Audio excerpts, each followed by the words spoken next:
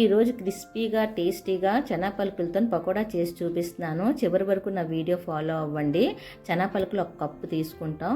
1 cup బేసను, ఆ బేసన్లోని కారం, ఉప్పు, పసుపు, జీలకర్ర పొడి, గరం మసాలా, ఇంగువ నేను చివరిని వేసుకొని బాగా కలిపేసుకోవాలి.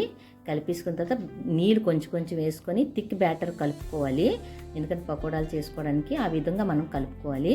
కలుపుకొని బాగా మిక్స్ అయిపోయిన తర్వాత బియ్యం పిండి వేసుకొని మళ్ళీ ఒకసారి మిక్స్ చేసుకోండి. 2 స్పూన్స్ బియ్యం పిండి వేసుకొని బాగా మిక్స్ చేసుకోండి.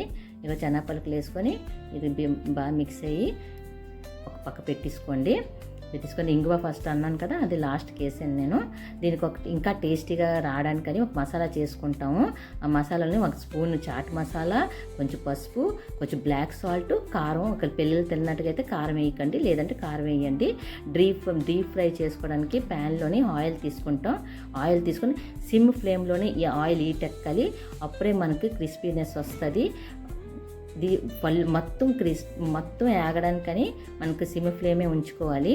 ఈ విధంగా కొంచెం వేసుకున్న తర్వాత మనం కదుపుకోవాలి అటు ఇటు. ఈ విధంగా ఏగిపోయి చాలా క్రిస్పీ సౌండ్ వస్తుంది.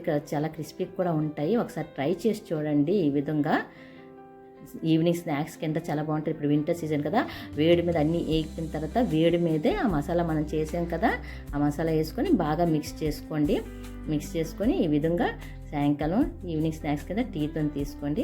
ఒకవేళ నా వీడియో నచ్చినట్టుగా అయితే లైక్ చేయండి, సబ్స్క్రైబ్ చేయండి. ఎవరు సబ్స్క్రైబ్ చేసుకోవాలో బెల్ బటన్ నొక్కి సబ్స్క్రైబ్